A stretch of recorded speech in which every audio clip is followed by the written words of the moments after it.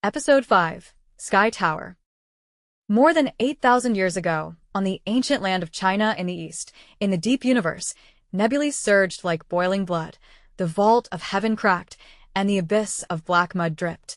Amidst the despair of all things returning to zero, the ancient echo of goddess Nuwa radiated high-dimensional divine light, holding the five-colored stones that gathered the universe's primal emotions and soared upward. The five-colored stones represented pure love and pain, turning into a gorgeous stream of light the moment they touched the crack. Wherever the light reached, the abyss was perfectly mended. Nuwa scattered the sparks of creation to the mortal realm, and this sky was originally firmly protected, leaving behind warm traces. After long ages, time flowed into a highly automated future. The visual temperature dropped sharply, and humans were alienated into cold parts on a massive production line. Deprived of a connection with art for a long time, the numb collective subconscious of humanity gathered in the dark, eventually generating an absolute rational force called Zero Domain. Giant grayish-white geometric cracks spread like lightning, ruthlessly destroying the cosmic space-time of art. The sky that had once been mended collapsed again, and countless precious essences of art shattered, scattering to all corners of the river of time.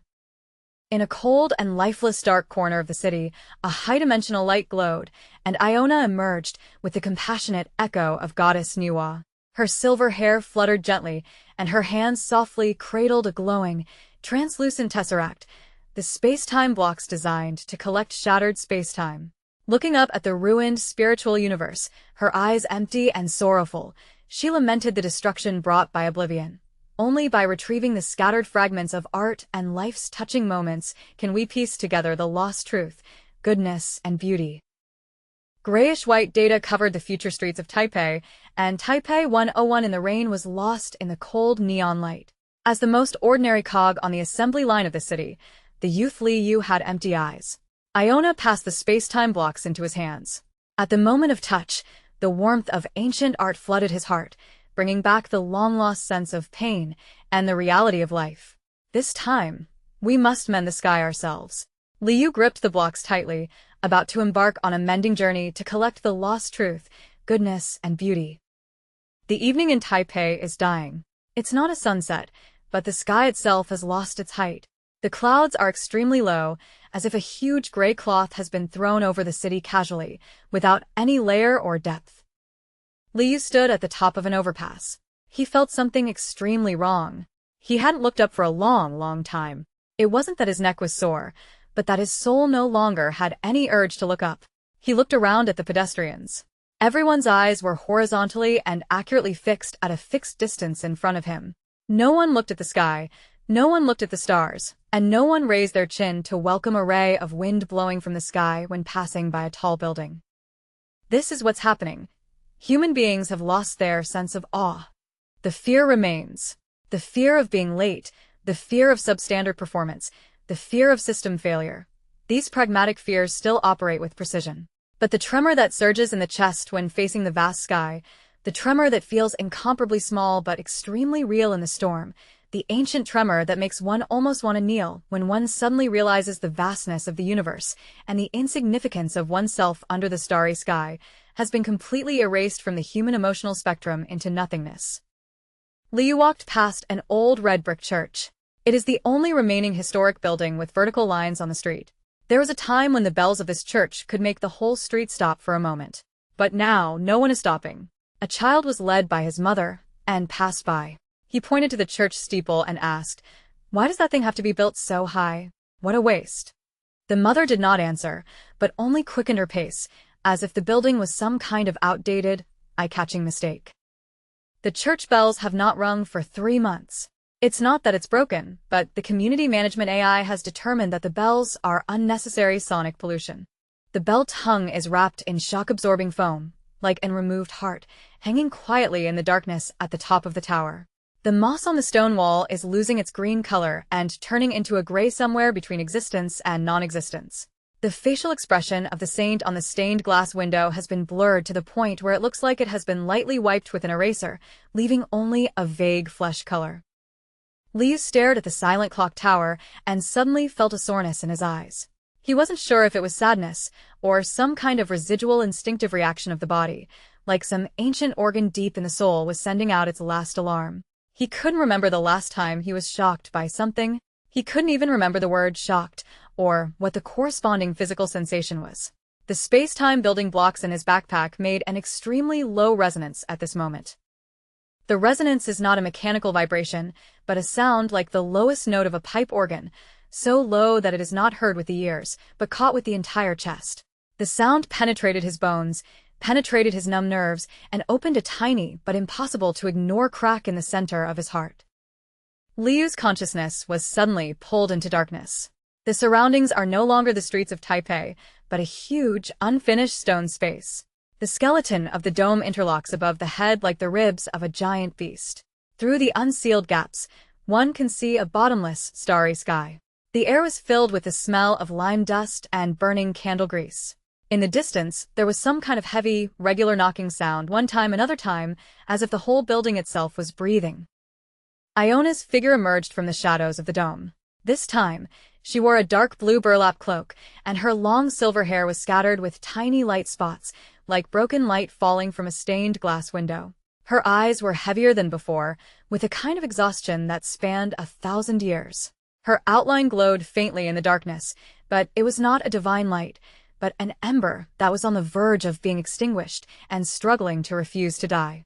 She asked softly, "Liu, how long has it been since you haven't looked up to anything?" He didn't answer because he couldn't remember. Iona stretched out her hand and drew a pointed arc in the void with her fingertips. That is the core structural language of Gothic architecture. The arc burned briefly in the air, projecting an impossible silhouette of a church, then shattered and fell into ashes. "When humans stop looking up, the sky will fall," she said. "Go to Paris. Go to that staircase made of stone before it collapses completely." The space-time building blocks were violently reorganized in Liu's palm. The floating geometric blocks fit into each other, rotated and folded, turning into a pillar of light that shot vertically into the sky. That was the first time he saw that the light from the building blocks did not spread horizontally, but pierced straight upward without hesitation, like a burning nail inserted into the darkness. The beam of light engulfed him. The moment the halo of time and space teleportation dissipated, Liu's knees almost fell down, not because of the impact, but because of the height. He stood on the exterior scaffolding of an unfinished Gothic cathedral. There are rough oak boards under your feet, and beside you are exposed flying buttress stone skeletons, like a giant's ribs lying in midair. The wind blows in from an altitude of tens of meters, carrying the damp smell of the Seine River, and the outline of medieval Paris is looming in the mist. But everything is wrong. Color is being extracted from this era. The surface of the stone sculptures, which should have been covered with bright mineral pigments, takes on a sickly grayish-white color. The wood of the scaffolding has lost its growth ring texture and turned into a smooth, industrial geometric section, as if it were a standard piece cut directly from a factory. What's even more disturbing is the light. Sunlight pours in through the uninstalled window opening, but it does not carry any temperature. It seems that all frequencies related to emotion in the wavelengths have been filtered out, leaving only cold illumination units. Liu saw the people on the street. They all had their heads lowered, their eyes were level, and their steps were mechanical. They no longer felt any awe towards this stone giant beast that was trying to touch heaven. The pollution of Zero Realm has penetrated into the marrow of this era. Liu walked into the nave of the church. Great ribbed domes interweave overhead. But the face of the statue angel was smoothed into a smooth oval, and the stigma foliage was transformed into a standard geometric square, turning into a silent, expressionless stone. It is as if this building is being standardized from the soul level by an invisible force. Structural efficiency analysis. The load-bearing ratio of this building is 47% lower than the optimal solution. Decorative components account for 33% of the total mass. It is recommended to remove redundant decoration and use standardized columns, which can save 61% of resources. The sound of zero domains seeped out from every rib of the dome, cold and precise, and the black and white geometric grid spread along the column, strangling the last pulse of this building. Liu touched the surface of a stone pillar with his palm. The space-time building blocks are slightly warm in the palm of the hand, amplifying the sense of touch. He felt the minute hand-chiseled marks on the surface of the stone, rough hammering, fine modification, and pious polishing, recording the relay of countless craftsmen. "This isn't machine cut," he muttered. He began to trace these hand-gouge marks in the gloom of the church. The fingertip stopped on a chiseled mark, a tiny cross symbol and initials only the size of a fingernail carved deep into the stone. The traces scattered in the space are the signatures left by an anonymous stonemason to future generations. He has forever embedded his existence into the stone. Liu understood. Efficiency cannot measure a person's desire for eternity. The space-time building blocks erupted with intense vertical light, extending along the hand-cut marks, lighting up the entrance hidden deep in the underground tomb. Zero Domain sensed that the core space was opened, and frantically strengthened the interference. Geometric cracks spread crazily in the dome, and countless broken stained glass turned into fragments and rained down. Liu ran towards the handprint arch in the rain of geometric debris. Liu stepped into the handprint arch at the critical moment, and the arch slowly closed behind him. The violent and gray data fragments outside were isolated, and the scene instantly switched to an extremely tranquil closed stone chamber filled with warm beeswax light. Inside the arch is an impossible cathedral that transcends the laws of physics, simultaneously merging the silhouettes of Notre Dame and Chartres Cathedral. The dome towers infinitely high and disappears into the starry sky. But the dome is cracking and disintegrating, the stained glass falling silently like dead autumn leaves. The air was intertwined with the smells of lime mortar, iron tools and incense, and a staccato Gregorian chant could be heard faintly in the distance. In the center of the nave, Liu saw an old man. He knelt in front of the huge, unfinished keystone. His hands were covered with thick calluses, his spine was severely curved like the ribs of the church's dome, and he was carrying heavy stones on his shoulders. A colorful holy light like stained glass is blooming from the cracks in his skin, which is the spiritual reverberation of the unknown stonemasons' union. "Another child from the future. Are you here to see how we disappeared?" The old stonemason's voice was low and hoarse. Liu knelt down and looked level with the old stonemason. "I'm here to repair this place." The old mason pointed at the gray cracks spreading on his arm and said, "Child, do you know how long this church took? 200 years. In our 3 generations, no one has seen it finished." Close-up of old stonemason's hands. Fingers tremble, knuckles permanently swollen and deformed from decades of labor. There is an old knife scar on the thumb, and the index finger is permanently bent into the shape of an iron ruler and is engraved with medals of labor. The old stonemason slowly lowered the keystone from his shoulders, letting out a dull sigh as the stone made contact with the ground. "Come." The old stonemason pushed the keystone towards Liu. "Help me put it up. My hands can't lift it that high anymore." Liu took the keystone with both hands.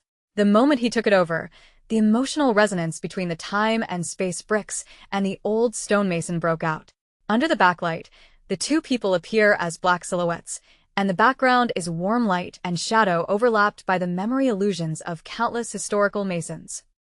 Liu's consciousness was poured into a torrent of memories. He saw the first generation of masons driving wooden piles in the mud, workers pulling up boulders in front of cranes, carvers carving leaf decorations with frozen fingers in the cold winter, and apprentices falling from their scaffolds. They knew they would never see the finished product, but they still lifted the stone an inch higher. Liu's eyes were burning, and he climbed up level by level. Liu is at the highest point of the dome, and his backlit silhouette embeds the last keystone into the position where it has been waiting for 200 years. Stones fit perfectly into each other, emitting faint vibrations. The old stonemason kneeling below was covered in gray and peeling skin, soaked in warm-colored light, and his expression was extremely peaceful. "Child, take a look at it for me, when it's finished." The whole world stopped. And then, explosion. Colors radiate outward at the speed of light. The gray and white stone walls have regained their rough and solemn warm yellow color, and the broken stained glass is inverted, returned to position, and perfectly put back together in the air. Sunlight penetrates the rose window and casts a huge rotating mandala of colors on the ground. The organ played loudly, and Gregorian chants poured out from every crack in the stone wall. The figure of the old stonemason turned into warm-colored glass light dust, swirling upwards, and flew into the space-time blocks held by Liu one by one. Gothic pointed arch patterns appear on the surface of the building blocks, and 32 fragments are re-embedded inside to form a rotating and luminous fine stone rose window. The result of the repair is not perfect, and there are still faint gray and white scars on some of the stone walls, but the indifference that squashed everything has completely dissipated. Liu sat quietly on a wooden bench in the cathedral. The light spots cast by the stained glass fell on the back of his hand, and he felt the temperature of the light. For the first time, he understood that art can allow small humans to look up to the divinity beyond themselves. But that divinity is not in heaven. It is in the worn palms of the stonemason, in every stone lifted by the Nameless One. The camera zooms out very slowly, across the entire church, until it reaches the rose window at the top and the night sky. Liu held the blocks tightly and pushed open the heavy oak door and walked into the light outside. He stood outside the gate of Taipei and looked up at the night sky for the first time. The night sky in Taipei was still gray, but in his eyes it was extremely dark. A philosophical sentence appears on the picture. The reason why Gothic church architectural art exists is not to leave behind skills, but to let future generations know that someone once lived so truly. However, the building blocks suddenly trembled violently, and the light turned into restless gray-blue pulses. The blocks project an unstable, fragmented image, a hand holding a paintbrush traces on a wooden board, revealing the colors of the Renaissance. The projection showed the incomplete writing of art fragments, light and human awakening, in the chaos, and then the energy became unstable and extinguished. The scene fades to black and the organ bass fades away. The next collapse has already begun.